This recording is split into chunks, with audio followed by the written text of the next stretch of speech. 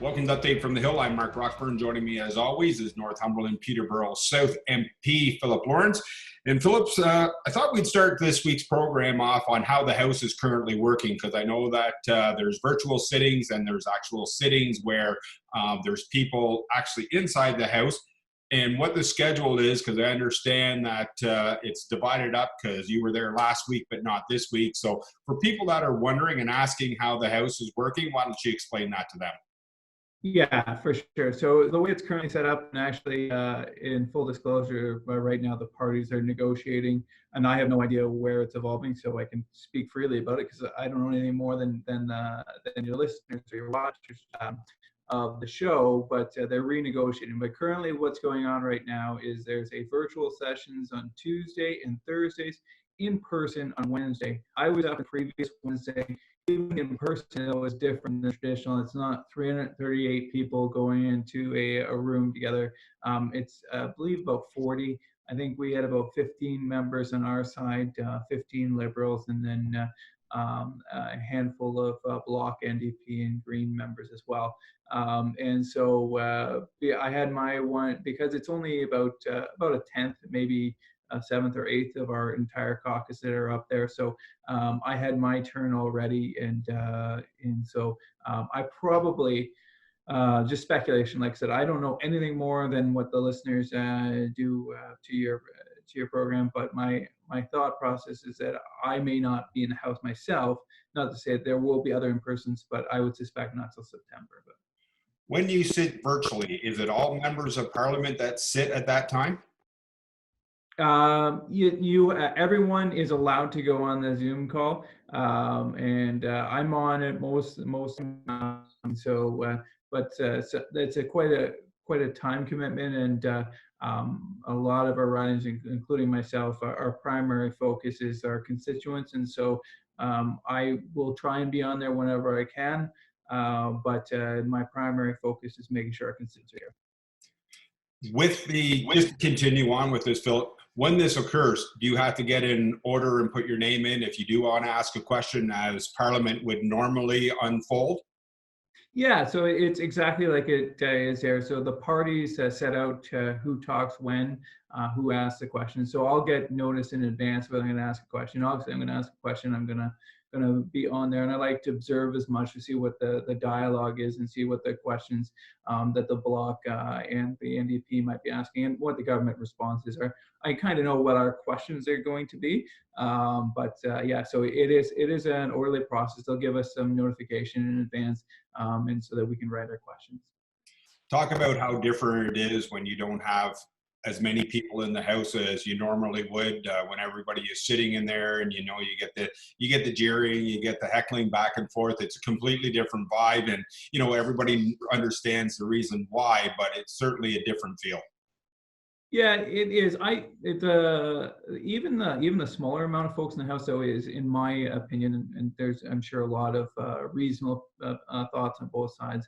But in my opinion, even the smaller amounts is far superior to the virtual, because in the virtual, even though you've got 1,000 little windows of other people, you just don't get the feel, the vibe, right? It almost becomes an organism when you're all there in the House, and you can feel the vibe. There's an energy to it, and so you can see what direction things are going in. And really, I mean, we're there to represent, and we're there to sort of express the thoughts and feelings of our constituents. And so that, like, even the smaller House, I think, is far superior to the virtual. In the House, so it is the way they have set it up, actually, for the in-person is some way quite good. We have a 5-minute, as opposed to just sort of taking a pot shot and getting off stage. We have 5 minutes with the minister, which you get some actual answers, or try to anyways, in that time, as opposed to just the one question, boom, and you're off the stage type thing. Just to shift gears now, Philip, at the end of last show last week, you quickly touched on women and how it's affecting women more than men during COVID-19. And we didn't get enough time to give it enough topic discussion. So I wanted to bring it back this week, and I'll let you rehash where you were before, and then we'll continue on from there. Yeah, and so just as a background, one of the things that I want to bring to Parliament is to be a strong voice for women. Of course, I've got a very wonderful and strong wife, and grew up with my sister, and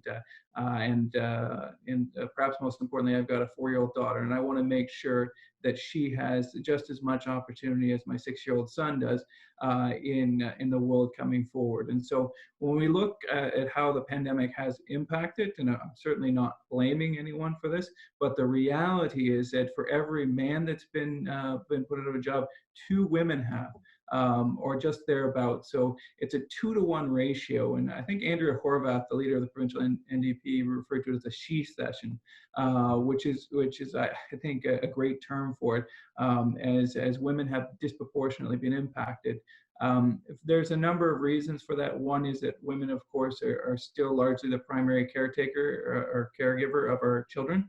And so when our children are out of school, when they're out of care facilities, they're the ones who disproportionately have to stay at home with the children, which I think is a magical moment, but obviously it's having a significant impact on women's ability to participate in the labor force. And my big, and the other part of it is the service industry, where there just happen to be more women than men, have been disproportionately impacted as well. So I'm open to any type of discussion and make sure that this is only temporary, and that we get women's participation rate back in the labor market as high as they were, and hopefully higher.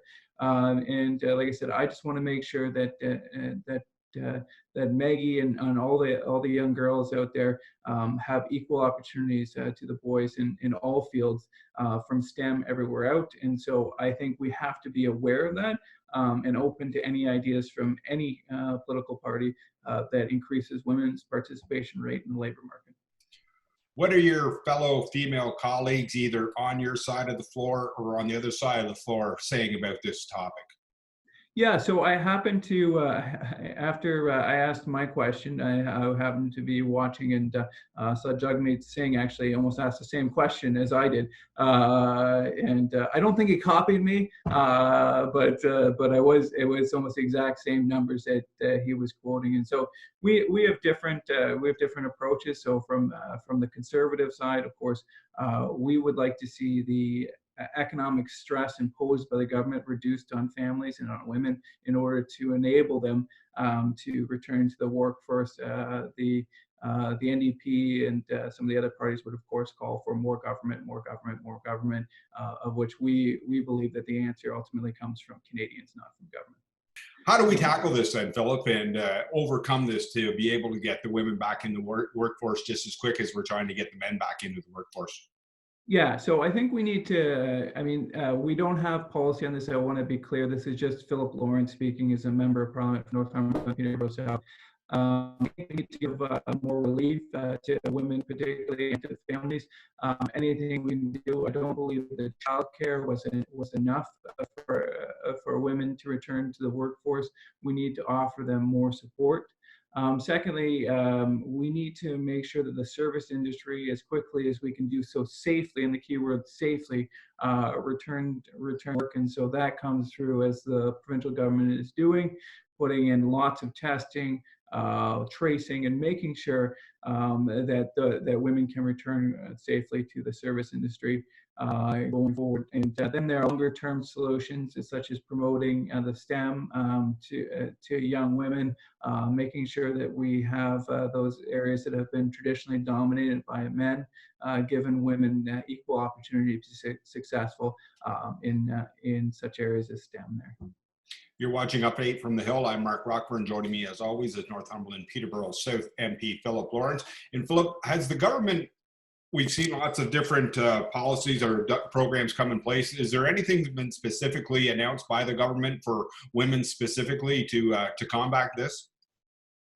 They did marginally increase the childcare benefit. Unfortunately, the childcare benefit, the clawback starts at $30,000. And there are lots of women who earn more than $30,000 who childcare is still very much an impact and can stop them from returning to work potentially.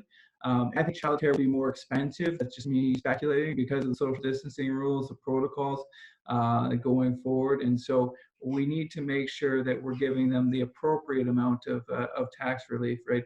And my children are young. I was paying upwards of $2,000 a month in childcare for them, and so for someone who earns $30,000 or $40,000 to have their childcare benefit clawed back, I don't think is fair. And so we need to incentivize work, not go the other way. So I think childcare benefits would be a big way in helping women return to work there.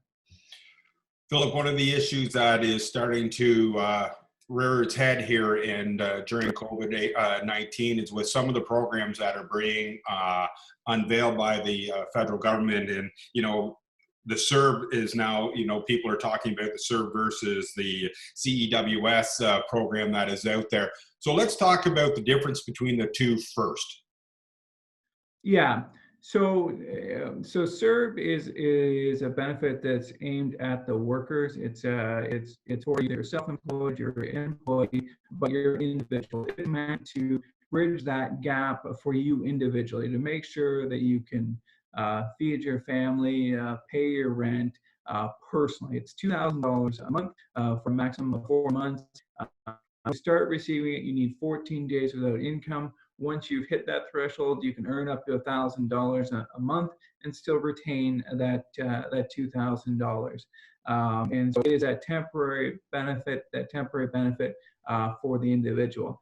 The wage subsidy and CERB has gotten out the door, and maybe even gotten out the door a bit too much, having over, I believe it's over 7 million applicants or so, and so it's been very successful at getting out the door, as it were, and now we're starting to actually see some fraud, and we want to make sure that money gets out the door, but I would rather have that money go to people who actually need it than people who don't.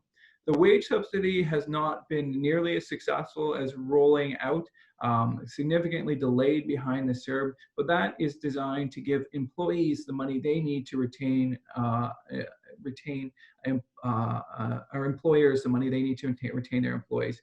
And so if in fact you're an employer, let's say that you've been slowed down, but you don't want to let your employees go, they'll pay you up to 75% of that, which you can effectively pay to your employees, and that allows you to keep your employees in place. I think the CERB was necessary. I think though the wage subsidy is even more beneficial. One is it pays more to the individuals, but secondly, it also keeps you employed, right? And there's a value, there's a magic to still being employed, right? And it's easier for you then to return to your full work, your normal life, if you haven't had your employment ended. And so I've talked to a number of business owners now, and that it's complicated. The paperwork, unlike the CERB, it's hard to administer, and it's been delayed in getting out there. And so while I applaud the idea of the wage subsidy from the employee, it's something like 50% undersubscribed to where it would be, and that's because it's gotten too bureaucratic, it's gotten too difficult. And so while the government's been probably too loose in the CERB, allowing some money to just go out to people who don't actually need it or deserve it, they've probably been too tight-fisted with the wage subsidy, too easy to be hard on business. And not to be partisan, but perhaps not surprising, given the fact that Bill Morneau, our finance minister, once called small business owners tax cheats. So I would really push on the government. Let's take the same attitude we did with the CERB. Let's get out there and help those businesses, because once those businesses are out, they may never return. Philip, we're up on our first break, but just to tease the viewers, when we come back, we're going to continue on our conversation and talk about a little bit more on how the wage subsidy, how the employers have to operate the wage subsidy, as well as we're going to talk about with the CERB, people not wanting to go back to work because they are making more money on the CERB. You're watching Update from the Hill. I'm Mark Rockburn. We'll be right back after this short break.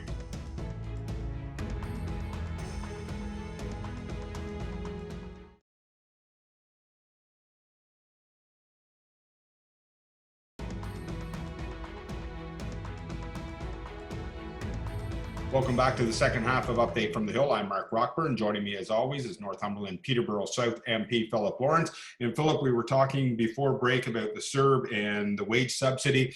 Let's continue on with the wage subsidy and talk about what the employer has to do and if there's anything that the employee has to do to qualify for this. Yeah, so the wage subsidy is almost exclusively administered by, or I think it is exclusively administered by the employer. So the employer has to do all the paperwork and has to put that in place.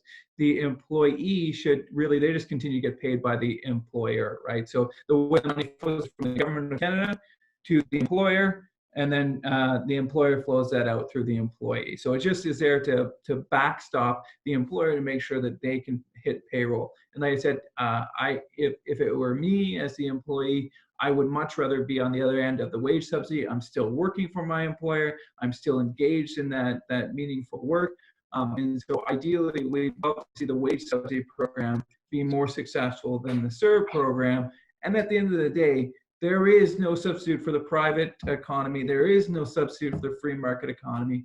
And so as Premier Ford is starting to loosen the opening of the economy and starting to loosen the lockdown, that's the ultimate cure for this, because all this is just into getting our economy restarted there. But I think the wage subsidy is a superior bridge. So the more businesses we can get on the wage subsidy as opposed to employees on the CERB, the quicker our restart of the economy will be. Philip, we're starting to hear stories that employees that are, or people that are currently on the CERB, where they have the potential of going back to work, but they are not accepting that work because they're currently making more money on the CERB. What can be done to curb this to get the employees off this and back into the working world?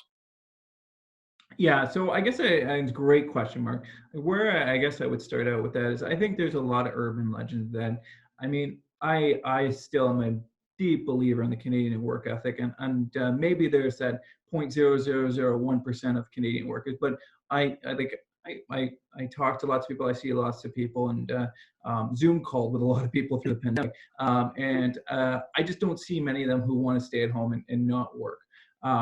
So I sort of dispel that, and I believe that that no one really wants to sit at home and get $2,000. That nearly everyone will be out there working.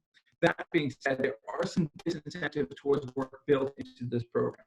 So if you earn $999 and you are on the CERB, you will earn with the CERB a total of $3,000.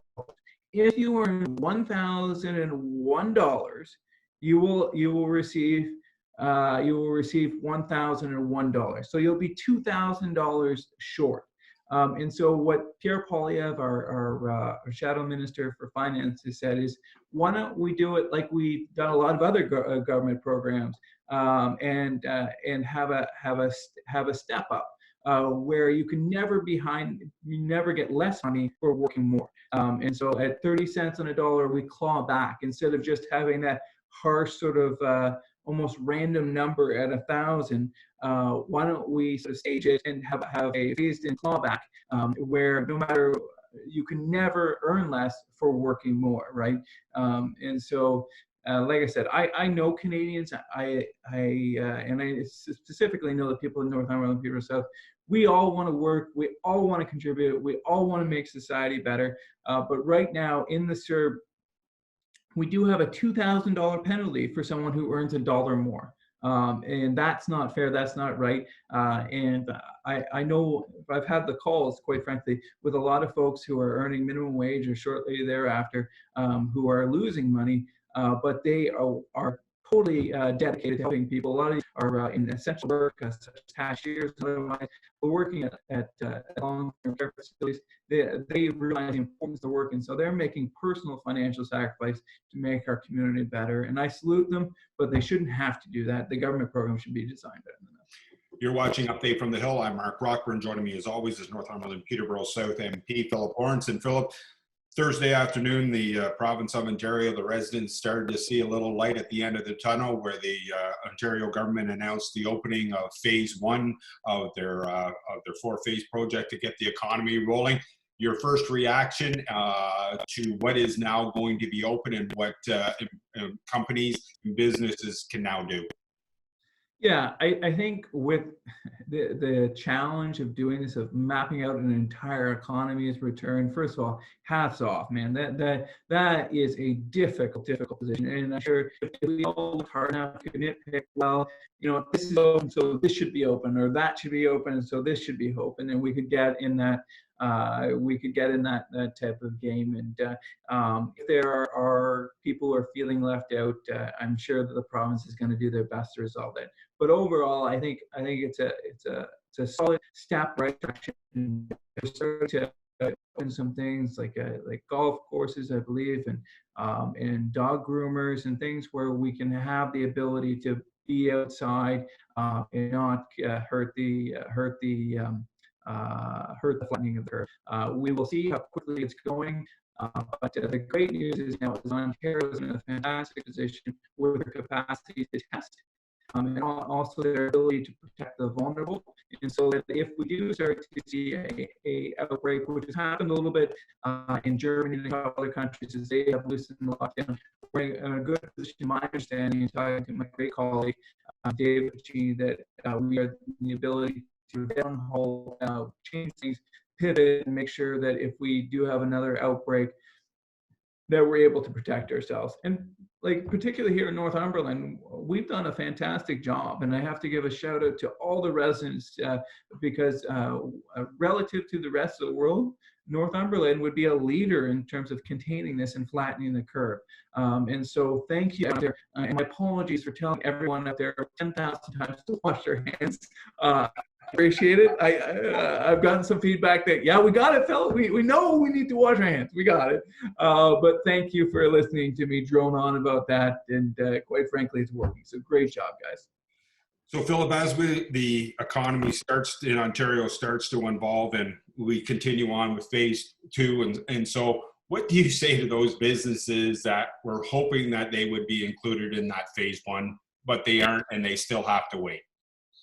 Yeah, and so I would say to them, I along with David, are pushing to get those businesses open as soon as possible. But we have to listen to our public health officials. We don't want to jump too far ahead and then have a flare up and then have us back in lockdown all over again. So my father always said to me, must have said it a million times, better safe than sorry, son. And so that's what I would repeat to our business owners. That being said, I'm pushing hard to help bridge the gap by making sure that the government does more to help. We recently received information through the Community Futures Program that there's going to be more supports, and that's available on our website for sole proprietors. And so for those business owners that are suffering, we're trying to get all the supports we can to have you bridge the gap. We understand how tough it is. And the moment it's safe, I'll be 110% in favor of opening those businesses. But if we're a minute too early, it could mean that we're back in a lockdown again and extending this by months. So we have to be careful.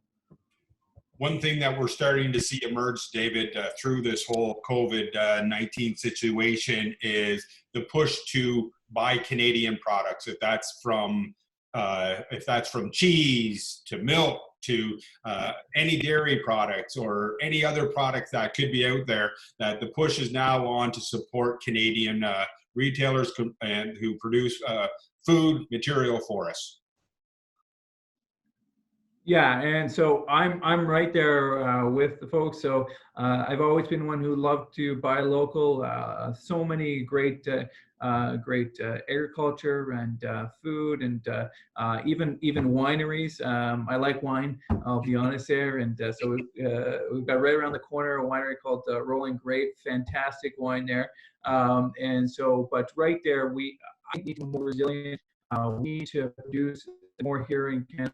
So sort of a story here for your audience here is I actually bought 20 chickens. I live on a small farm, but I am by no means a farmer. And so the adventure for my 4-year-old and 6-year-old of having 20 chickens now, so we'll be able to have our own eggs. I've also got 50 raspberry plants, 10 blueberry plants, and so we're growing things right here, right at home. So I'm starting there, and we try to, as possible, any agricultural products right here in our local community, and we're good at it. So why would we not buy it? And so as we've seen through this pandemic, we have to be able to have a supply chain that's locally sourced, and so that we don't have disruptions going forward. Has the novelty worn off yet, Philip, with the kids going out and collecting the eggs every morning? Well, they haven't. So here's the thing: they haven't started laying eggs yet, and so they're just we got them just as chicks, and so now they just actually just cost me money at this point and aggravation. But I'm told that there's a payoff on this as we go forward. But the kids love them, and it's quite hilarious seeing 20 odd chicks running around. But anyways, and 4-year-old and 6-year-old chasing them. But so the cute little yellow chicks are now starting to grow. So they're starting to watch it evolve in front of their eyes. Exactly. They see Mother Nature there, but their waste products have started to increase. Philip, our time is up. Thanks again for joining us this week. Again, we'll catch up in 1 week's time. Awesome. Thanks, guys. You're watching Update from the Hill. I'm Mark Rockford. We'll see you in 1 week's time.